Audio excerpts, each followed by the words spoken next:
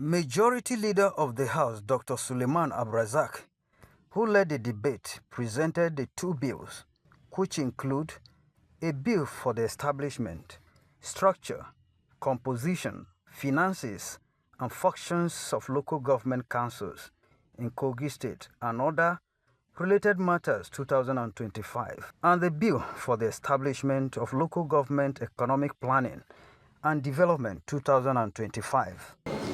The Honorable Speaker, by distinguished honorable colleagues, the bill is in compliance with the requirement of Section 7, subsection 3 of the Constitution of the Federal Republic of Nigeria, 1999, as altered in 2023. Thereof, provide that it shall be the duty of local government council within the state to participate in economic planning and development of the area referred to in subsection 2 of the section, and to this end, an economic planning board shall be established by the law enacted by this House of the State Assembly. Input from other lawmakers stressed the viability of the two bills.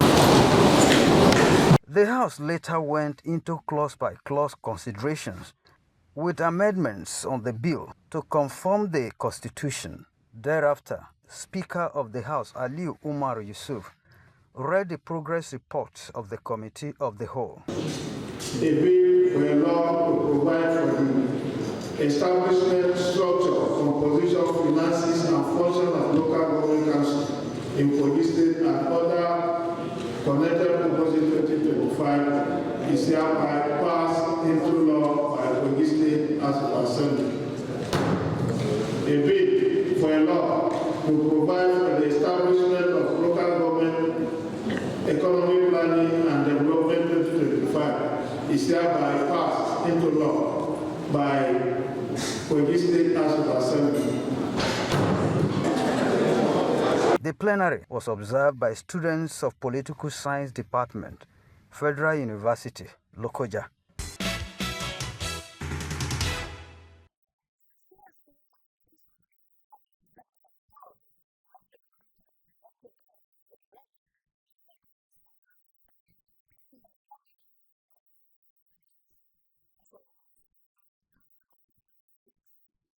While presenting the motion, member representing Ipisikpo Sultan State Constituency, Ubongota, notes that the 8th Assembly, collaborating with the executive arm of government under the Governor Moinos-led administration, has within the legislative year assented key executive bills. That the House urges the executive to institutionalize an annual joint legislative executive policy review retreat to deepen synergy and assess the socio-economic return on legislative actions.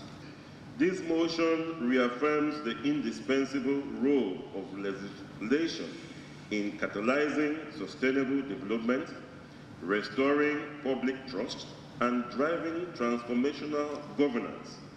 As representatives of the people, we owe it to our constituents to assess, celebrate, and deepen the effectiveness of our collective legislative accomplishments. The Speaker Udomoto directed the Clerk of the House, Nsika Obong Orok, to communicate the resolution of the House to appropriate quarters. In another development, the House has passed a resolution granting the state government approval to employ 3,000 new staff into the Akwa Ibom State Civil Service. The approval followed a report presented by the House Committee on Education and member representing Oron Udongo State Constituency, Kenem Onofio, and was adopted through a motion by member representing Ikono State Constituency, Asukwa Odo, seconded by member representing Mkparenin State Constituency, Uwem Umoita.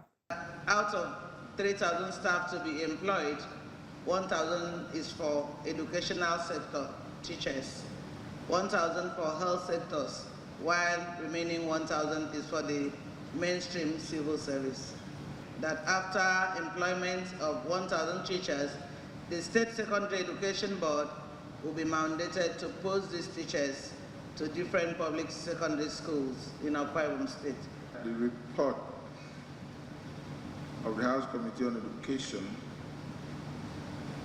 be accepted for further discussion.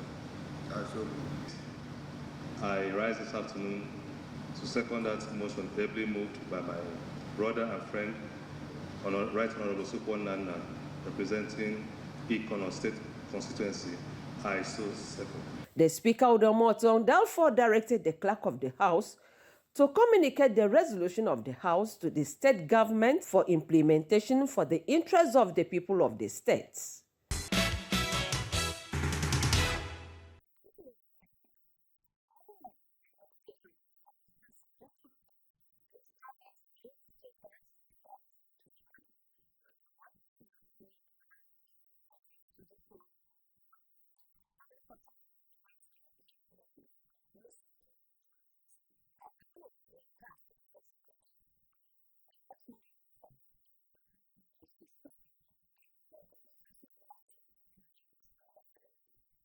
The public hearing is aimed at intimating stakeholders with the bill to establish Lagos State Correctional Service, which has scaled the second reading on the floor of the Lagos House of Assembly. Speaker, Lagos State House of Assembly, Right Honorable Mudashiru Abasa, who was represented, said the bill seeks to transform the justice system with emphasis on reformation, rehabilitation, and reintegration of inmates into the society.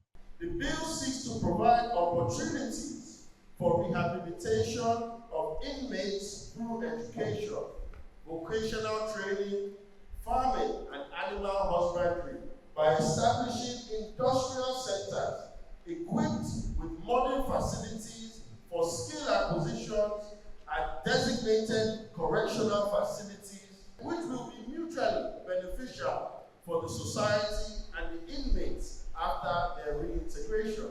There was need for the presentation of an overview of the Lagos State Correctional Service Bill 2025. The Lagos State Correctional Services Bill 2025 is very important for Lagos State. This bill protects human rights, follows international standards, and sets up a proper structure for both the officers and the people in custody. This bill has 68 clauses. Chairman Committee on Judiciary, Human Rights, Public Petitions and LASIEC, Honorable Oladipo Ajomale, said when the bill is passed, it will help address the issue of overcrowding in the country's correctional facilities. The crux of this bill is to ensure that justice is not only about punishment.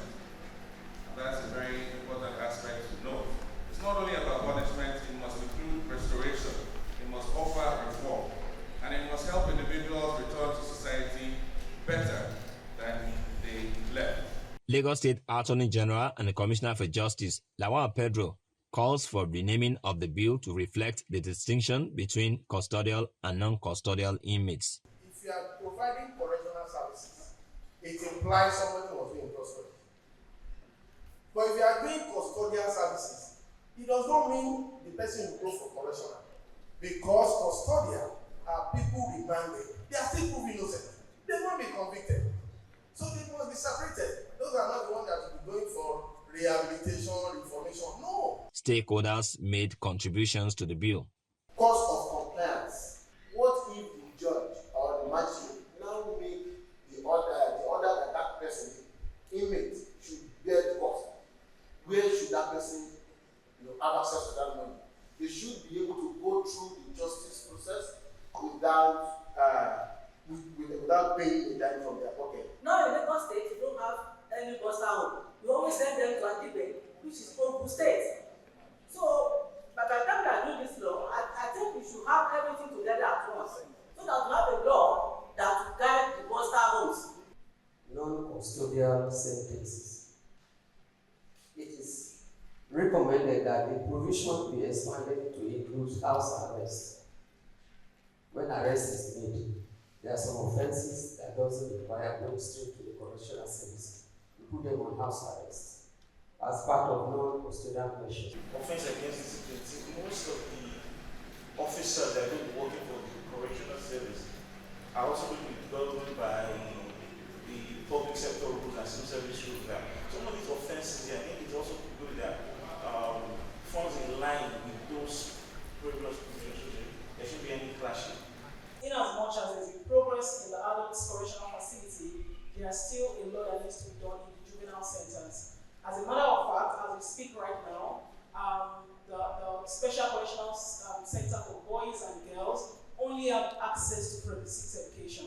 And this kind of contravenes the provisions of the Child Rights Act that mandates that every child should have access to compulsory education up to junior secondary school level. So I'm pleading that we should recognize this in this bill. Honorable Oladipo Ajamale assured stakeholders that the points raised in the memoranda submitted will be treated. This bill is sponsored by the Right Honorable Speaker of the State House of Assembly, one of the most experienced speakers in Africa.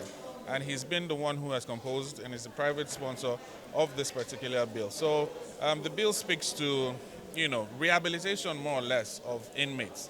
It's not just going to be the usual operation of just throwing people there, leaving them incarcerated without having anything to do, or being malnourished or treated in an inhumane manner. It takes care of the rights of the inmates. It also takes care of the rights of the service providers as well. So, from the all the officers that will be basically working there.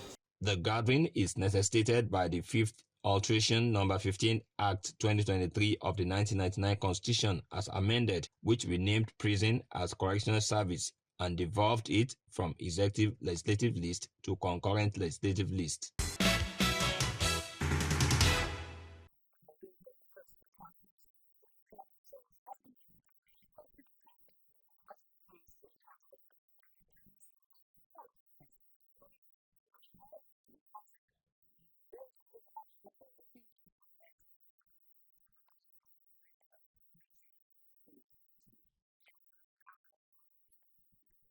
The Standing Committee on Environment and Housing has laid down a report, observations, and recommendations on a bill aiming to make the environment livable for inhabitants before the House. Private Member B, sponsored by the member representing Kiana State Constituency, Muhammad Adamu Omadefu. In his in-depth submission, Deputy Chairman of the committee, Musa Abubakar Ibrahim, pointed out that the bill is canvassing for a green revolution through tree planting, afforestation, discouraging deforestation, and other ways to achieve environmental resilience and mitigate the effects of climate conditions. Develop and implement a state-level climate insurance scheme that will help protect smallholder farmers from crop failure to adverse climate effects. Please, 19th of next month is slated for deliberation of this report. Thank you very much. Away from the floor, Chairman of the Nasarawa State Universal Basic Education Board, Kasim Muhammad, paid a condolence visit to the Speaker over the demise of his younger sister, Ajaratu Jatu, and prayed for the repose of her soul. He, however, is soliciting support and cooperation with the legislative arm of government to enable the board to see through the supervision and all the activities of junior secondary school across the state. We have revoked 9 contracts and suspended 2. The purpose of doing that is to ensure that strict compliance is being obeyed. Nasarawa State House of Assembly Danladi Jatu commended him for the achievement in a few months in office, saying that the Assembly will give the board maximum cooperation for them to succeed. We must not leave it to only the executive or the judiciary. Whoever that is caught doing a wrong thing must be reported to the appropriate authority. And if we do that, I think we'll be helping ourselves and the society. We will be sanitizing the society. He commended Governor Abdullahi Sule for his passion toward education, urging them to support the state government to take education to the next level.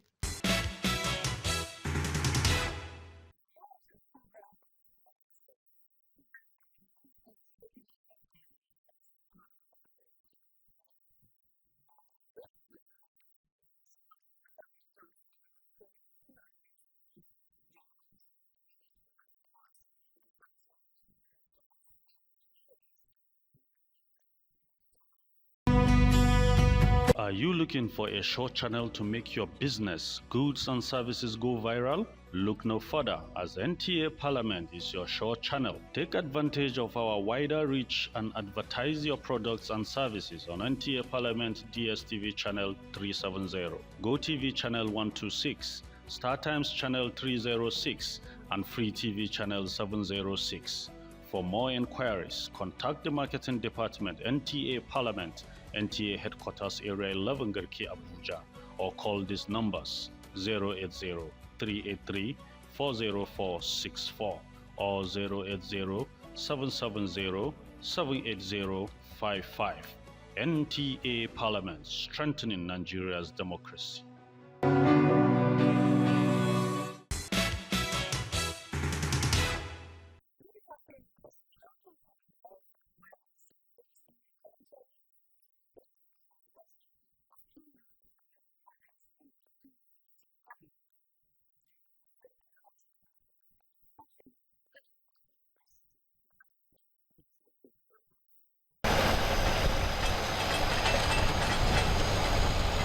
The inspection tour of the projects across the state has primarily provided opportunity for in-depth evaluation of the level of construction work to ensure that the projects are executed in line with the state government's vision for infrastructure development. The team visited various locations, including the Nembe Brass Road, Agbura Osbo Lake Road, Ayama Inewari Road, and Gema Otuan Road, Akaba Ogu Okodi Road, amongst others. It also provides opportunity for members to interact with contractors on site to gather information towards ensuring that the projects are done in compliance with acceptable standards. Now, since we passed the 2025 budget, we needed to come and see so much has been covered, and we needed to match the funds with actual work on ground. And that's why we're out here again to see things for ourselves. And with what we have seen, it's a remarkable progress from the last time we were here. One thing was very obvious, that contractors have been paid on time. We kept asking, do you have problems with funding? But before we could ask, they would say they have been paid. So we are happy, very happy with that. You know, we have 10 bridges along this project. The first bridge is completed. This one in progress. The piling at the bridge number 3 and 4 in progress. During the tour, the Commissioner for Works and Infrastructure, Xavier Moses Tebowe, highlighted the importance of the project in promoting economic growth in the state and reaffirmed government's commitment to deliver on its mandate. Cannot afford not to complete this project by next year. So more piling job has to be done on the other bridges because they are of 30 meters span, 40 meters and 60 meters span, and this is the longest one of all the bridges we have here. So the timeline for completion, and you know that even with the variation, government have expended up to 50% of the money for it. What we have seen so far from Nembe Brass to Osbo Lake, Agbura, and here, the contractors are trying. They are doing a good job. With the progress made thus far, the team expects the projects to be completed on schedule for the benefits of the state. The committee's positive assessment made on this project signals a promising outlook for the state infrastructural development. With remarkable progress observed in ongoing projects, the state is poised for continued growth and development.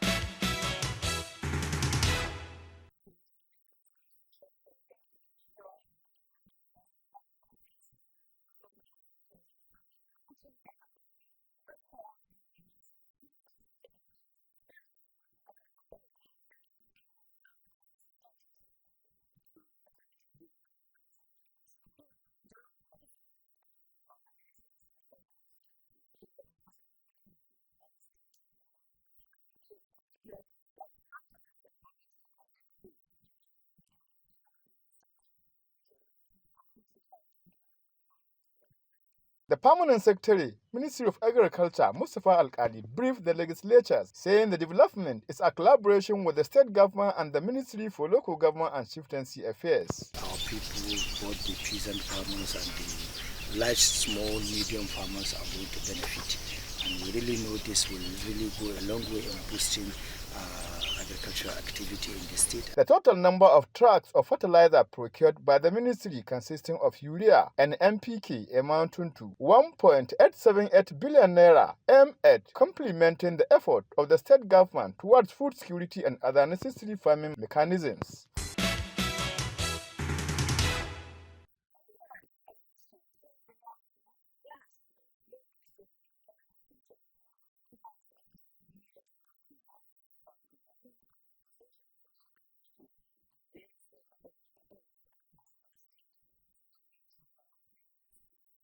The 6-kilometer road was constructed about a decade ago and has undergone several repairs under different political dispensations.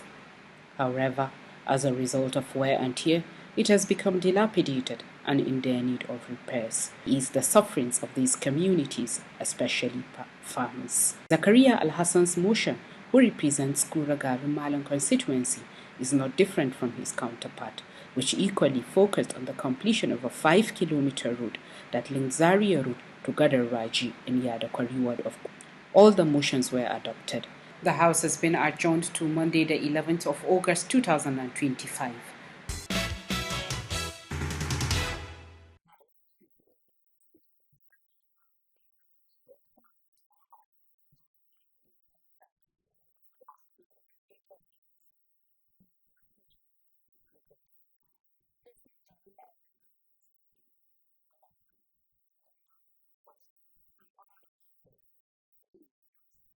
The lawmakers, including the chief whip of the House, Omolola Bakare, Minority Leader Lukman Adeleye, and the Speaker, Oludaisi Elemide, extolled the virtues and values of the departed monarch, describing him as a traditional ruler known for his bold stand on issues of national interest and progress of Ijebu land. Kabiyesi was a reserved traditional ruler who reigned and defined our unwavering commitment to peace, development, and preservation of our culture and heritage. Baba was a highly adored monarch, a monarch who transformed our traditional institution.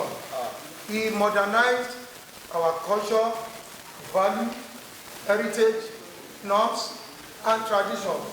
And that earned the entire Ijebu nation a recognition in the world map. In another development, the House Committee on Commerce and Industry and that of Forestry has charged the Ministry of Industry, Trade and Investment and Forestry to scale up efforts in revenue generation and consolidate economic gains made by the state government through industrial development and trade facilitation. Chairman of the committees Adebisi Oyedele and Folayewo Salami urged the ministries to consolidate on the existing achievements by increasing its revenue generation to government coffers.